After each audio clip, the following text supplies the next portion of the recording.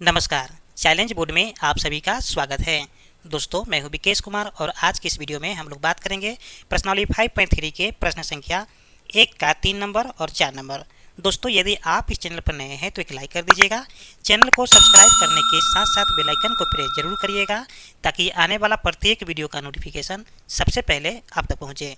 तो आइए अब हम शुरू करते हैं।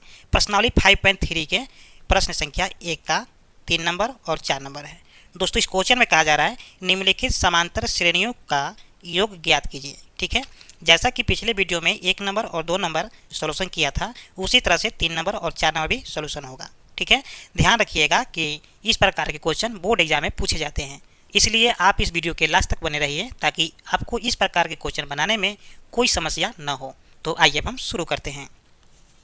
एक्सरसाइज 5.3 है और प्रश्न संख्या पहला का 3 नंबर। ठीक है, देखिए सबसे पहले हम क्या करेंगे कि उस क्वेश्चन को लिख लेते हैं। ठीक है, यानी कि 0.6, 1.7 और 2.8 इसी तरह से 100 पद तक है। ठीक है, 100 पदों तक स्पष्ट है। चलिए, जैसा कि मैंने पिछले वीडियो में ही बता दिया था आपको कि इस प्रकार के क्वेश्चन को सोल्व करने के लिए आपको एक फार्मूला की आवश्यकता होगी। ठीक है, वो फार्मूला कौन सा है? देखिए, एस एन बराबर, ठीक है, n/2 into 2a plus n-1 into D. ठीक है, तो इस प्रकार के फार्मूला का ज़रूरत आपको इस प्रकार के क्वेश्चन को बनाने में लगेगा।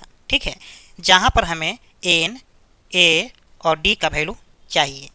तो देख लेते हैं कि ये श्रेणी जो दिया गया है उसमें हमें क्या क्या प्राप्त है। ठीक है, तो ध्यान दीजिए कि इस श्रेणी का पहला जो पद है उसको हम a बोलते हैं। ठीक है, यानी कि a बराबर 0.6 लिख सकते हैं। ठीक है, अब इसी a को हम लोग बोलते हैं पहला पद। पहला पद स्पष्ट है। चलिए, तो अब हम निकाल लेंगे सार्व अंतर यानी कि d का मान। तो यहाँ पर लिख देते हैं कि सार्व अंतर यानी कि d बराबर, देखिए इसका फार्मूला क्या होता है, a2 माइनस a1। स्पष्ट है। अब क्या करेंगे, देखिए यहाँ पर मेरा है a1, a2, a3। ठीक है, तो हमें क्या करना है कि a2 पहले लिखना है। ठीक है, यानी कि 1.7 लिखना है माइनस a1 का मान कितना है 0.6। जब इसको हम माइनस करेंगे तो कितना आ जाएगा 1.1। स्पष्ट है। मतलब साफ है कि यहाँ पर हमें d का मान जो आया है 1.1 आया है। स्पष्ट है। चलिए, अब इसमें जो 100 जो है वो मेरा n का मान होता है। ठीक है, तो यहाँ पर हम लिख देंगे कि n बराबर 100। अब हमें ये चीज़ पता चल गया है, तो हम क्या करेंगे कि एस एन का फार्मूला लगा देंगे। ठीक है, तो आपको पता है कि एस एन बराबर होता है n/2 into 2a plus n-1 into D.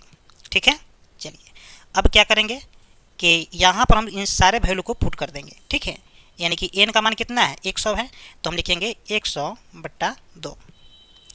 फिर यहाँ पर 2a, तो 2 का तो 2 कर देंगे और a का वैल्यू हमारे पास दिया है 0.6 है, तो यहाँ पर कर देंगे 0.6। स्पष्ट है।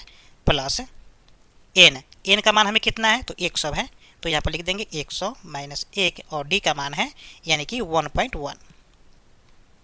स्पष्ट है। चलिए, अब क्या करेंगे कि इसको जैसे ही सोल्व करेंगे तो मेरे पास एस एन का मान निकल करके आ जाएगा। ठीक है, तो आइए हम इसको सोल्व करते हैं। ध्यान दीजिएगा कि यहाँ पर 2 से 50 बार में कैंसिल हो जाएगा क्योंकि 100 है। अब क्या करेंगे, देखिए 50 और 0.6 में गुना करेंगे 2 से, तो यहाँ पर कितना आ जाएगा 1.2। स्पष्ट है। 1.2 प्लस 100 है, 100 में से जब माइनस करेंगे 1 तो यहाँ पर आ जाएगा 99। ठीक है, 99 गुने 1.1।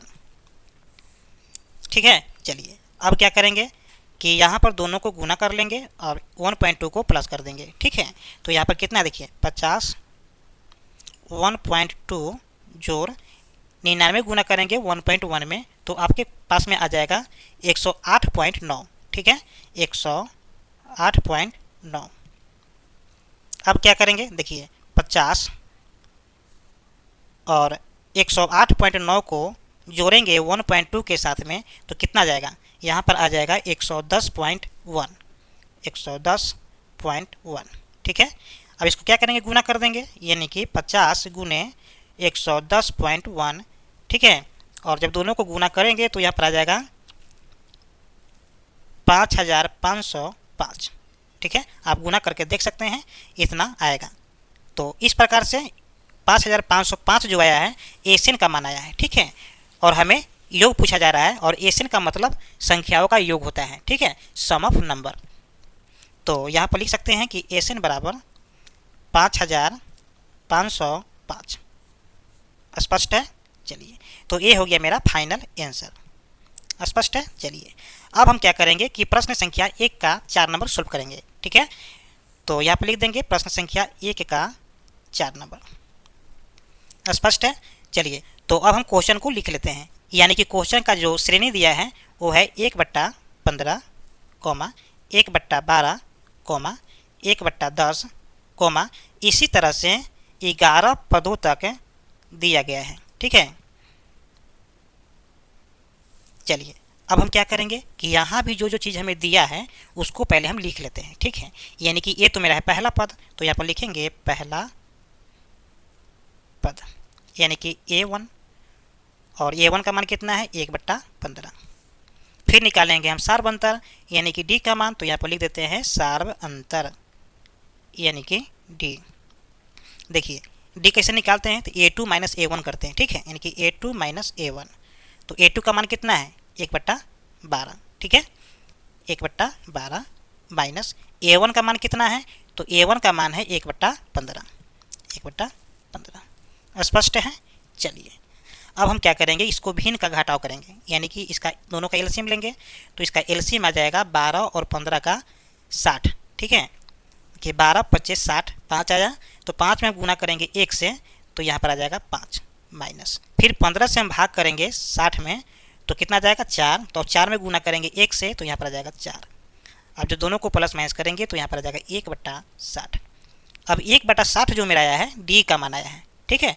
चलिए, अब देख लेते हैं n का मान। देखिए n का मान मेरा होता है पदों की कुल संख्या। तो यहाँ पर पदों की कुल संख्या कितना है 11, तो यहाँ पर लिख देंगे n बराबर 11, ठीक है। अब वही फार्मूला लगा देंगे, यानी कि एन बराबर n/2 into 2a plus n-1 into D। अब क्या करेंगे, यहाँ पर हम वैल्यू को पुट करेंगे, सारे वैल्यू हमें दिया गया है, यहाँ पर वैल्यू को पुट कर देते हैं। यानी कि n का मान कितना है, देखिए n का मान हमें दिया है 11, ठीक है, तो यहाँ पर हो जाएगा 11/2। फिर देखिए 2 गुने a का मान कितना है, तो a का मान हमें यहाँ पर दिया है 1/15, 1/15 जोड़ n का मान हमें दिया है 11, तो यहाँ पर लिखेंगे 11 माइनस 1, और D का मान कितना है, तो देख सकते हैं आप D का मान 1/60 आया है, ठीक है। चलिए, अब क्या करेंगे, इसको हम सोल्व करेंगे, तो मेरे पास एन का मान आ जाएगा। ये तो कटने वाला है नहीं, तो इसको हम ऐसा ही लिख देंगे, यानी कि 11/2। देखिए ये भी कटने वाला नहीं है, तो 2 में गुना कर देंगे 1 से, तो यहाँ पर जाएगा 2 और बट्टा में आ जाएगा 15 जोड़। देखिए 11 में से जब 1 घटेगा तो यहाँ पर आ जाएगा 10 गुने 1/60। देखिए यहाँ से 10 से 60 कट जाएगा, यानी कि 10 छक 60, ठीक है। चलिए, अब क्या करेंगे कि इसको 11/2 कर देते हैं, और यहाँ पर 2/15 है प्लस, और यहाँ पर कुछ नहीं तो 1/6 हो गया, ठीक है। अब क्या करेंगे, हम इसको भिन्न का जोड़ बना देंगे, ठीक है। यहाँ पर 6 है, भिन्न के जोड़ करने के लिए हमको 15 और 6 का एलसीएम लेना होगा। तो 15 और 6 का एलसीएम कितना आएगा 30 आ जाएगा। तो यहाँ पर कर देंगे 11/2 और यहाँ पर आ जाएगा 30। देखिए 15 दूना 30, यानी कि 15 से भाग करेंगे 30 में तो 2 आ जाएगा, और 2 में गुना करेंगे 2 से, तो यहाँ पर आ जाएगा 4 प्लस। अब 6 से भाग करेंगे 30 में, तो 6 × 5 = 30, 5 आएगा। तो 5 में गुना करेंगे 1 से, तो यहाँ पर आ जाएगा 5। देखिए 11/2 गुने 9/30।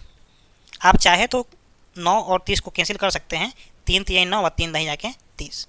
तो फाइनली यहाँ पर क्या आ जाएगा, देखिए 11/2 और गुने 3/10, ठीक है। यानी कि 11 × 3 = 33 बट्टा 10 दूना 20।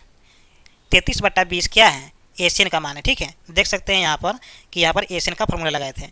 तो फाइनली आप यहाँ पर लिख सकते हैं एशियन बराबर 33/20, ठीक है। तो ये हो गया मेरा फाइनल आंसर। तो उम्मीद करते हैं कि ये वीडियो आपको समझ में आ गया होगा। फिर मिलते हैं एक और नए वीडियो में, तब तक के लिए जय हिंद।